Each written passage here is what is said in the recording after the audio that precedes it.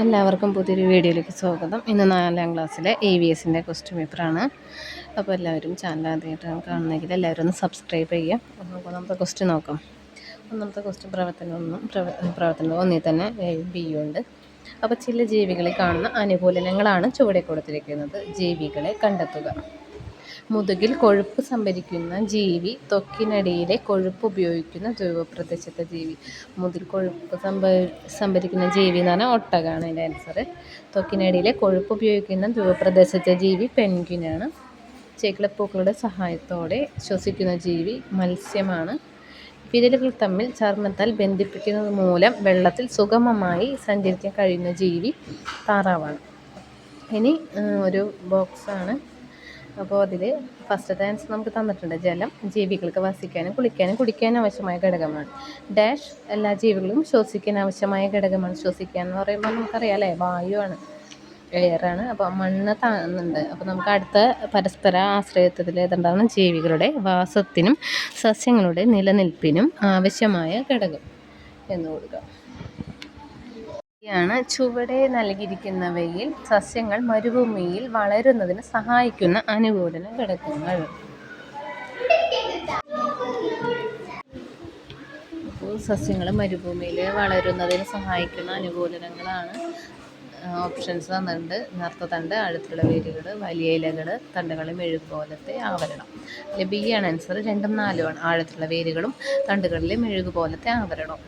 ഇനി ക്വസ്റ്റ്യൻ ഉണ്ട്. ചൂടെ കൊടുത്തിരിക്കുന്ന ജീവികളുടെ ചിത്രം പരിശോധിച്ചിട്ട് എവിടെ വസിക്കുന്നതെന്ന് എഴുതാനായിട്ട് ഒരു 4 ചിത്രമുണ്ട്. പിന്നെ ആമ്പലിൻ്റെയും തവളയുടെയും ഓരോ സവിശേഷതകൾ എഴുതാനുണ്ട്. ആമ്പലും തവളയും. പിന്നെ ധ്രുവപ്രദേശങ്ങളിൽ വസിക്കുന്ന ജീവി ഏത്? ഡോൾഫിൻ, പെൻഗ്വിൻ, ഒട്ടകം, ആമ. അതിൽ പെൻഗ്വിനാണ് ധ്രുവപ്രദേശത്ത് ജീവിക്കുന്ന ജീവി. ഇനി അടുത്തത് സ്വാതന്ത്ര്യദിനം. പ്രവർത്തനം 2. സ്വാതന്ത്ര്യദിനത്തോടനുബന്ധിച്ച് നടത്തുന്ന ക്വിസ് മത്സരത്തിലേക്കുള്ള ചോദ്യങ്ങൾ തയ്യാറാക്കുന്ന തിരക്കിലാണ് 4ാം ക്ലാസ്സിലെ കൂട്ടുകാർ. അപ്പോൾ ഒന്നാമത്തെ ക്വസ്റ്റ്യനാണ്. സ്വാതന്ത്ര്യം നേടുന്നതിന് മുമ്പ് നമ്മുടെ രാജ്യം ഭരിച്ചിരുന്ന വിദേശികളായിരുന്നു? ബ്രിട്ടീഷുകാരായിരുന്നു. ആൻസർ ബ്രിട്ടീഷുകാർ. 2. ഉപ്പ് സത്യാഗ്രഹ സമയത്ത് ഗാന്ധിജിയും കൂട്ടരും സബർമതി ആശ്രമത്തിൽ നിന്ന് ഏതു കടപ്പുറത്തേക്കാണ് ജാഥയായി നീങ്ങിയത്? ഇവിടെയും ദണ്ഡി ബീച്ചിലേക്കാണ്. ബീത്തെ ക്വസ്റ്റ്യനാണ്. ഒരു ചിത്രം കൊടുത്തിട്ടുണ്ട്. അപ്പോൾ അതിൻ്റെ പേര് ദഹനയിച്ച സമരം നടന്ന സ്ഥലം. പേര് കേരളത്തിൽ നയിച്ച സമരം ഉപ്പ് സത്യാഗ്രഹം നടന്ന സ്ഥലം പയ്യന്നൂരായിരുന്നു. പിന്നെ പ്രവർത്തനം 3. ഒരു കുളം എന്ന ആവാസ വ്യവസ്ഥയുമായി ബന്ധപ്പെട്ട ജന്തുക്കളും സസ്യങ്ങളും ഇതിലായിരിക്കും. നിങ്ങൾക്കറിയാവുന്ന ഏതെങ്കിലും 4 ആവാസ വ്യവസ്ഥകളുടെ പേരെഴുതുക. ഇനി സി ക്വസ്റ്റ്യൻ കുളത്തിൽ കണ്ടെത്തുന്ന ജീവനകത്ത് ഏതെങ്കിലും ഒരു ഘടകത്തിൻ്റെ പേരെഴുതുക. ഇനി പ്രവർത്തനം 4 ക്വസ്റ്റ്യൻ ഉണ്ട്. പ്രവർത്തനം 4 സമരവഴി. മഹാത്മാഗാന്ധിയിൽ ഇത് കൊടുത്തിട്ടുണ്ട്. ആത്മകഥ, ജന്മദേശം, മാതാപിതാക്കൾ, സമരരീതി. അതൊക്കെ എഴുതാനായിട്ടാണ്. അതിൽ പിന്നെ ജന്മദേശം ഗുജറാത്ത് പോർബന്ദറാണ്. ആത്മകഥ എൻ്റെ സത്യാന്വേഷണ പരീക്ഷണങ്ങളാണ്. സമരരീതി സത്യാഗ്രഹമാണ്. അതൊക്കെ നിങ്ങൾക്കറിയാവുന്നതാണ്. പിന്നെ ബി ക്വസ്റ്റ്യൻ എന്താണ്? തന്നിരിക്കുന്ന പ്രസ്ഥാനങ്ങളിൽ വായിച്ചു നോക്കി ശരിയായത് കണ്ടെത്തിയെഴുതുക. ലളിതമായ ജീവിതവും ഉയർന്ന ചിന്തയുമുള്ള ഒരു നേതാവായിരുന്നു ഗാന്ധിജി. കുട്ടികൾ അദ്ദേഹത്തെ ഗാന്ധിജി നേതാജി എന്ന് വിളിച്ചു. അതിൽ ഏതാണ് ശരി എന്നാണ് ചോദിക്കുന്നത്. അപ്പോൾ ബി ആണ്. ബിയിൽ 1 മാത്രമാണ് ശരി. ഫസ്റ്റത്തെ മാത്രമാണ് ശരി. ലളിതമായ ജീവിതവും ഉയർന്ന ചിന്തയും ഉള്ളൊരു നേതാവായിരുന്നു ഗാന്ധിജി.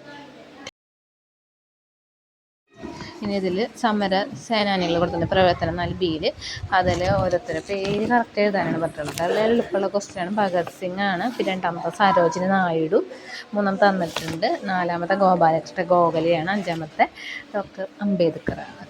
ഇനി ചുവടെ കൊടുത്തിരിക്കുന്നവരിൽ ഗാന്ധിജിയുടെ മുഴുവൻ പേര് തിരഞ്ഞെടുത്തെഴുതുക. മോഹൻദാസ് കരംചന്ദ് ഗാന്ധി എന്നാണ് മുഴുവൻ പേര്. ഇടത്തിൽ ആവാസങ്ങളുടെ സംരക്ഷണം.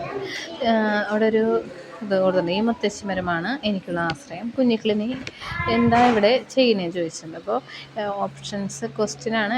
മുത്തശ്ശിമരത്തിൽ നിന്ന് എന്തെല്ലാം പ്രയോജനങ്ങളാണ് കുഞ്ഞിക്കിളിക്ക് ലഭിക്കുന്നത്?